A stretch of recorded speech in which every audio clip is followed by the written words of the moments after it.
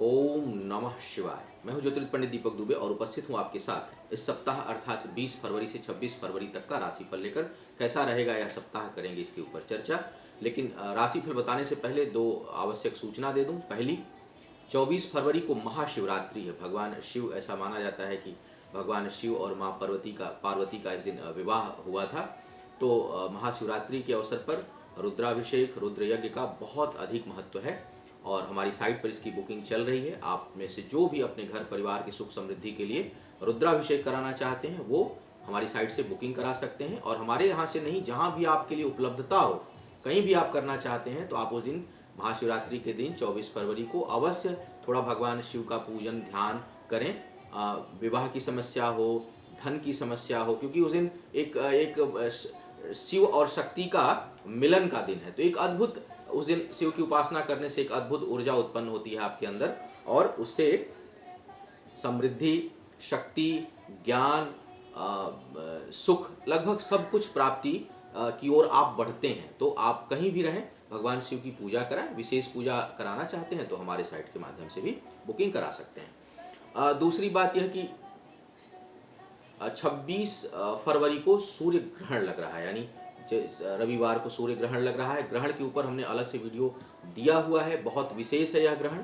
तो जिनकी कुंडली में ग्रहण दोष हो, सूर्य ग्रहण विशेष करके हो, उसकी शांति के लिए अनुष्ठान, सूर्य की शांति के लिए अनुष्ठान, सूर्य यदि खराब हो, पितृ शांति के लिए अनुष्ठान इस दिन आप करा सकते हैं। कहीं से भी कराएं और हमारे यहाँ से भी यदि कराना चाहते हैं तो उसकी बुकिंग हमारी साइट पर चल रही है और उसकी बुकिंग आप अलग से करा सकते हैं। 22 तारीख को बुध अपना राशि परिवर्तन करेगा। इसका वीडियो भी मैंने अलग से अपनी जो मेरा चैनल है यूट्यूब पर उस पर दिया हुआ है, तो उसको आप अलग से देख सकते हैं। और सूर्य ग्रहण के ऊपर वीडियो भी आप अलग से देख सकते हैं, उस पर ग्रहण के ऊपर मैंने विस्तार पूर्वक चर्चा की हुई है।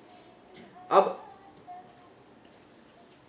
आते हैं राशिफल की बात। लेकिन राशिफल से फिर पहले जरा जो लोग नहीं लिखते हैं उनको आभार प्रकट कर दूं, और जो लोग नाम लेने के लिए मना करते हैं उनका भी आभार प्रकट करता हूं, क्योंकि उनकी समस्या मैं समझ सकता हूं। तो उनके प्रति भी आभार और मेरी उनके लिए बहुत शुभकामना कि परेशानी और परिस्थितियों में रहते हुए आप सहयोग करना चाहते हैं, तो आपको भी बहुत शुभकामना। और जिन लोगों ने मना नहीं किया है उन लोगों में हैं निशांत आहूजा जी पुणे से, सरस भारद्वाज जी भोपाल से, रजनी शर्मा यूके से, सुखविंदर सिंह कनाडा से, तृप्ति श्रीवास्तव लखनऊ से और गजेंद्र पाल सिंह जी नोएडा से। तो इन लोगों का सहयोग आया है मंदिर कार्य के निर्माण के लिए। आप सभी को बहुत आभार। भगवान शिव की कृपा आप सभी के ऊपर हो। और जो लोग भी सहयोग करना चाहते हैं, स्वैच्छिक सहयोग करना चाहते हैं मेरे मंदिर कार्य के निर्माण के लिए, जो आश्रम बना रहा हूँ उसमें प्रथम चरण का कार्य मंदिर निर्माण है। तो इसमें माँ भगवती की मूर्ति स्थापित होनी है, नारायण की इसके ऊपर अलग से मैंने वीडियो दिया हुआ है। तो जो लोग भी मंदिर निर्माण के कार्य से अपना सहयोग भेजना चाहते हैं वे भेज सकते हैं। अब कुछ न कुछ नॉलेज की बात भी मैं करता हूं, तो एक विषय पर बात करूंगा, क्योंकि मेरे साथ इस तरह के प्रश्न 3-4 लोगों ने किया। और जब कोई बात एक से अधिक बार आती है तो मुझे लगता है कि इसका मतलब कहीं यह लोगों के मन में इस तरह की भावना है। भावना तो अच्छी है लेकिन उसका तरीका मुझे ठीक नहीं लगा। तो मुझे लगा कि यह सार्वजनिक रूप से सबके लिए मैं बताऊं कि दान का मतलब क्या होता है। दान अपने पराक्रम, अपने पुरुषार्थ के बल पर अर्जित की हुई किसी भी चीज को अपने इच्छा अनुसार किसी को जिसकी आवश्यकता है उसको देना दान है। वह धर्म के क्षेत्र में हो सकता है, धर्म के कार्य प्रसार के लिए, सामाजिक क्षेत्र में हो सकता है, किसी जैसे कोई भूखा है उसको भी हो सकता है, कोई वस्त्र किसी को आवश्यकता है वह भी कर सकता है, कहीं कोई अस्पताल का निर्माण हो रहा है उसके लिए भी सहयोग हो सकता है, कहीं कोई मंदिर का निर्माण हो रहा है वहाँ के लिए भी हो सकता है, कहीं कोई धर्मशाला बन रहा है वहाँ भी हो सकता है। अब तो कुएं का प्रचलन नहीं रहा, तालाब का प्रचलन नहीं रहा। अन्यथा कोई भी ऐसी चीज जिससे समाज को, देश को या प्रकृति को लाभ हो, उसमें किया हुआ सहयोग हमारा एक प्रकार से दान कहलाता है। अब बार बार एक प्रश्न आ जाता है मेरे सामने, कई बार आ चुका है इसलिए मैं कह रहा हूँ। कुछ लोग कहते हैं कि मेरी लॉटरी लग जाए तो मैं सहयोग करूं। मैं सोच रहा हूं कि क्या मेरे में ऐसा योग है कि मेरी लॉटरी लग जाए तो।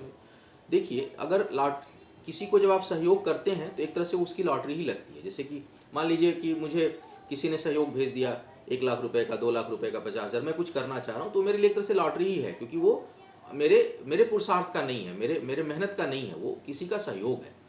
तो अगर आपके लॉटरी लगने से किसी की मदद होने वाली है तो ईश्वर तो उसी की लॉटरी लगा देगा।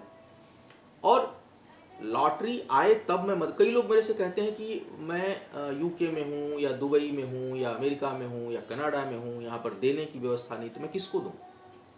देखिए, किसी की मदद के लिए ना देखने की आवश्यकता नहीं है। आप कई बार देखिए कि आपके घर में, आपके परिवार में, आपके रिश्तेदारी में, आपके पट्टीदारी में, आपके नातेदारी में, आपके समाज में, आप जिस स्थान को छोड़कर गए हैं उस गांव में, उस समाज में, उस मोहल्ले में बहुत से लोग आप ऐसे जानते होंगे जिनको आप मदद कर सकते हैं।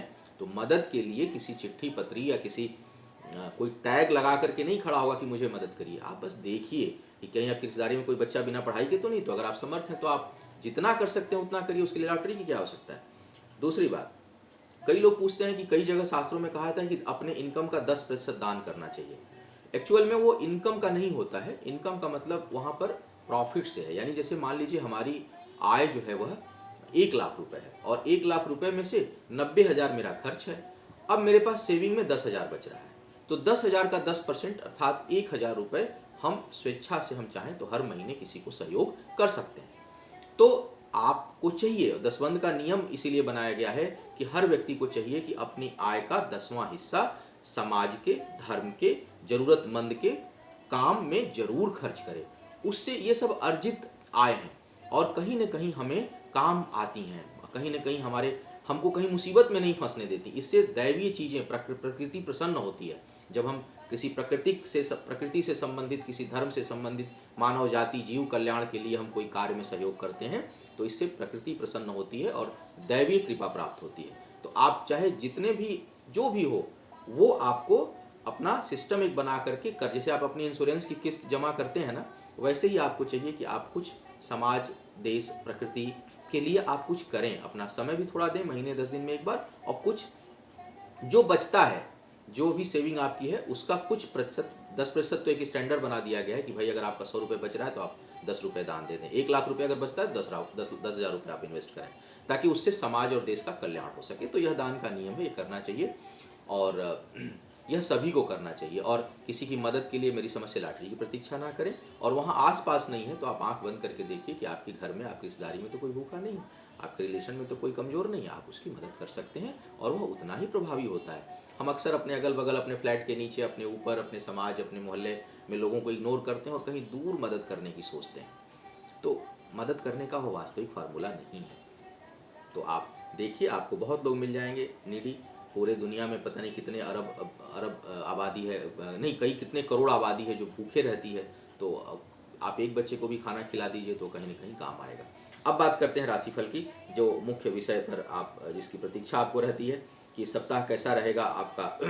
आपका क्या कह रहे हैं सितारे, कैसा रहेगा यह सप्ताह आपका। मेष वालों की बात करते हैं। मेष वालों के लिए यदि मैं कहूँ तो सप्ताह के प्रारंभ में आय अच्छी रहने वाली है, भाग्य का भी साथ रहेगा।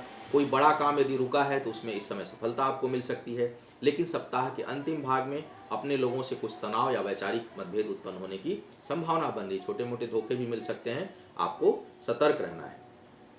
अपने व्यक्तिगत चीजों के लिए आप कुछ खरीदारी कर सकते हैं और निवेश के लिए यह सप्ताह अच्छा है। वृषभ वालों की यदि मैं बात करूं तो इस समय पारिवारिक सुख में कुछ कमी महसूस करेंगे, दाम्पत्य सुख में कुछ कमी है, घर में तनाव महसूस करेंगे और सुख सुविधाओं में भी, व्यक्तिगत सुख सुविधाओं में भी कुछ आपको अभाव महसूस होगा। भाग्य पक्ष बहुत साथ इस समय नहीं है, इसलिए आपके कामों में आपको रुक रुक करके सफलता मिलेगी, तुरंत सफलता नहीं मिलेगी। लेकिन इस समय कार्यशैली बेहतर है, पराक्रम बेहतर है, आत्मबल अच्छा है। कुछ लोगों को के लिए ठीक है, आय भले कम है लेकिन पदोन्नति का अवसर इस समय मिल सकता है। इस सप्ताह में व्यय बहुत अधिक रहेगा, विशेष करके सप्ताह के अंतिम भाग में अत्यधिक खर्च का योग बन रहा है और कुछ गलत लोगों से पाला पड़ सकता है, आपका संगति हो सकती है या टकराहट हो सकती है, तो सतर्क रहना है। मिथुन वालों की बात करूं तो इस समय आय में बहुत अच्छी वृद्धि का योग बना हुआ है। जो लोग कला और लेखन के क्षेत्र में काम करते हैं उनको बहुत अच्छा इस सप्ताह सफलता का योग है। बहुत अच्छा आप सलाह दे सकते हैं। आपकी जो महत्वाकांक्षा है वह आवश्यकता से अधिक हो सकती है, इस पर आप थोड़ा नियंत्रण रखें। और कुछ लोगों के लिए स्थान परिवर्तन का योग बन रहा है, थोड़ा सावधान रहें। कमर के निचले हिस्से में कहीं चोट चपेट या तकलीफ होने का योग भी इस समय बन रहा है। कर्क वालों की यदि मैं बात करूं तो इस समय जो आने वाला कुछ समय है वो प्रतिकूलता लिए हुए है। आय में कमी, धन हानि का योग बन रहा है। परिश्रम का परिणाम जल्दी मिलेगा नहीं, मन बहुत उद्विग्न रहेगा और डिसीजन पावर बहुत वीक रहेगी, निर्णय क्षमता बहुत कमजोर रहेगी। इस समय एक बात अच्छी है कि भाग्य का साथ है, कुछ कर्म आप कर पाएंगे, मतलब ठीक है कि सब चीज़ें खराब हैं लेकिन फिर भी किसी न किसी प्रकार आप काम करने में अपने को जो है सफल कर पाएंगे। कोर्ट कचहरी के यदि मामला कोई चल रहा है तो उसमें कोई आपको सचेत रहना होगा, क्योंकि वहाँ से आपको लिए समस्या उत्पन्न हो सकती है, और कोई स्वास्थ्य संबंधी समस्या है तो वो भी थोड़ी लंबी खिंच सकती है, और हो सकता है कि दवा से कुछ परेशानी उत्पन्न हो जाए, तो थोड़ा संभल कर सावधानी बरतिए, क्योंकि बहुत अच्छा सप्ताह दिखाई नहीं दे रहा है। सिंह वालों की यदि मैं बात करूं तो सप्ताह के प्रारंभ में मन बहुत उत्साहित रहेगा और काम भी आपका बनेगा, लेकिन अंतिम भाग बहुत प्रतिकूल है। आर्थिक, मानसिक और संतान हर मामले में कहीं न कहीं कुछ परेशानी आपको हो सकती है, कुछ तनाव आपका बढ़ सकता है। कोई बड़ा फैसला लेने के लिए सप्ताह अच्छा नहीं है। कुछ लोग गलत लोगों के संगत में आ सकते हैं, कहीं कुछ गलत लोगों से आपका प्रेम प्रसंग या किसी गलत संबंध के कारण कुछ बड़ा तनाव आपके लिए उत्पन्न हो सकता है, तो भाई संबंधों के मामले में सतर्क हो जाइए। व्यक्तिगत सुखों के मामले में कुछ असंतोष रहेगा, डिससेटिस्फैक्शन रहेगा। अंतिम भाग में सप्ताह के यात्रा से बचें, यात्रा ना करें। कन्या वालों की यदि मैं बात करूं तो सप्ताह के अंतिम भाग में कुछ हानि का योग बन रहा है। सामान या कोई बहुमूल्य वस्तु आपकी खो सकती है। सोच आपकी सही दिशा में रहेगी। शिक्षा प्रतियोगिता में आपको सफल होने के लिए अधिक प्रयास की आवश्यकता है। इस समय आपकी आय अच्छी रहेगी। माता के स्वास्थ्य का आपको थोड़ा ध्यान रखना है। संतान संबंधी कुछ कष्ट या कुछ परेशानी इस समय मिल सकता है, और पिता के साथ कुछ वैचारिक मतभेद या संबंध खराब हो सकते हैं। तुला वालों की यदि मैं बात करूं तो आय के लिए यह सप्ताह कुछ बेहतर है, आय अच्छी होगी आपके लिए, लेकिन पारिवारिक जीवन के लिए अच्छा नहीं है। कुछ न कुछ आपको घर परिवार में कुछ तनाव या कष्ट होगा, सावधान रहना है आपको। नौकरी के लिए अच्छा है, मान सम्मान के लिए अच्छा है। तो अगर मैं देखूं तो कैरियर के प्रोस्पेक्ट से यह सप्ताह अच्छा रिटर्न देने वाला है, लेकिन व्यक्तिगत मामलों में यह सप्ताह अच्छा नहीं है। गर्भवती महिलाएं जो हैं, मैं बार बार कह रहा हूं, तुला लग्न हो तो विशेष रूप से आपको सावधानी बरतनी है। वृश्चिक वालों की यदि मैं बात करूं तो इस समय आपके लिए लगभग सभी काम में सफलता का योग बन रहा है, आपको सफलता मिलेगी। राजनीतिक क्षेत्र में जो लोग हैं उन्हें भी सहयोगी रहेगा। घर परिवार में माहौल अच्छा नहीं रहेगा, वहां आपको कुछ विद्रोह या मतभेद का सामना करना पड़ सकता है। स्वास्थ्य संबंधी समस्या इस समय उत्पन्न हो सकती है, विशेष करके जिन्हें दिल से संबंधित समस्या है वो बेहद सावधान रहें। कर्जे और शत्रुओं पर आप हावी रहेंगे, उसे आप चुका पाएंगे, और शत्रुओं का आप अच्छे से जो है वह सामना कर पाएंगे, उन्हें आप परास्त कर पाएंगे। लोगों की मदद करने की भावना इस समय आपकी होगी, तो हो सकता है कि आप किसी जरूरतमंद की मदद करें। संतान के मामले में थोड़ी सावधानी बरतनी है, और वहां कुछ आपको कष्ट दिखाई दे रहा है आपके लिए। धनु वालों की यदि मैं बात करूं तो बहुत अधिक खर्च की संभावना है, कुछ अनावश्यक खर्च इस समय हो सकता है। वाद विवाद की भी स्थिति बना सकता है, और स्वास्थ्य भी कुछ कमजोर रहेगा। स्वास्थ्य शत्रु इस समय आपको परेशान कर सकते हैं, और कर्ज लेने से बचिए। इस समय किसी भी कीमत पर कर्ज मत लीजिएगा, उससे आप सावधान रहिए। कैरियर के मामले में बहुत सोच समझकर फैसला लेना है, क्योंकि आने वाला कुछ समय आपके लिए परेशानी उत्पन्न कर सकता है। स्थायी संपत्ति यदि आप कोई खरीदना चाहते हैं तो उसके लिए यह सप्ताह अच्छा है। मकर वालों की यदि मैं बात करूं तो वैवाहिक जीवन और प्रेम संबंध बेहद खराब हो सकता है, भाई बेहद सतर्क रहिए आप। सप्ताह के अंतिम भाग में बहुत सतर्क आपको रहना है। सेविंग नहीं कर पाएंगे, धन का बचत नहीं कर पाएंगे, उसमें आपको कठिनाई महसूस होगी। शिक्षा और प्रतियोगिता के लिए यह सप्ताह बहुत अच्छा है, उसमें आपको सफलता हासिल कर सकते हैं। अहंकार बढ़ सकता है, घमंड बढ़ सकता है, क्रोध बढ़ सकता है, तो थोड़ा इस पर नियंत्रण रखिएगा। ऐसा ना हो कि जरूरत से ज़्यादा कोई भी चीज़ नुकसान करती है। चाणक्य से किसी ने पूछा था कि जहर क्या है, तो उसने कहा कि भाई आवश्यकता से अधिक कोई भी चीज़ जहर होती है।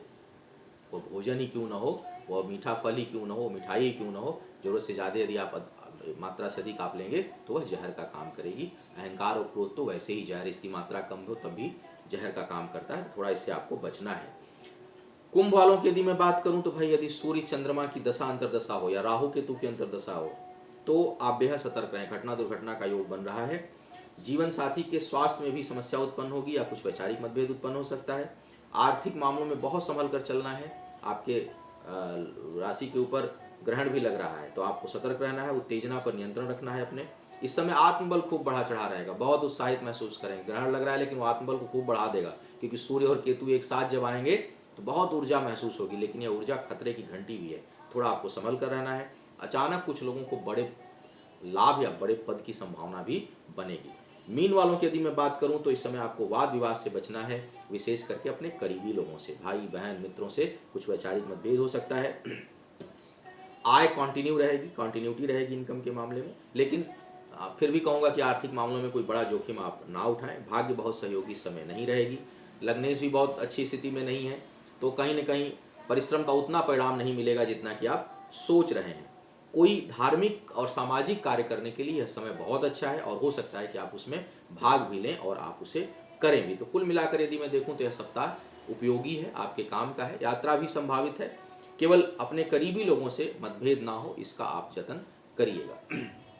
एक बार पुनः अंत में भी बता दूं कि महाशिवरात्रि पर रुद्राभिषेक की बुकिंग हमारी साइट से आप करा सकते हैं। ग्रहण दोष शांति, पितृदोष शांति के लिए आप अनुष्ठान के लिए भी आप हमारे साइट से बुकिंग करा सकते हैं। मंदिर निर्माण के लिए जो लोग डोनेशन देना चाहते हैं वो भी हमारी साइट के माध्यम से कर सकते हैं। आपका आने वाला समय शुभ हो, आयु आरोग्य और ऐश्वर्य की वृद्धि हो। इन्हीं शुभकामनाओं के साथ आपसे विदा लेना चाहूँगा। पुनः मुलाकात होगी, तब तक के लिए मुझे आज्ञा दीजिए। ओम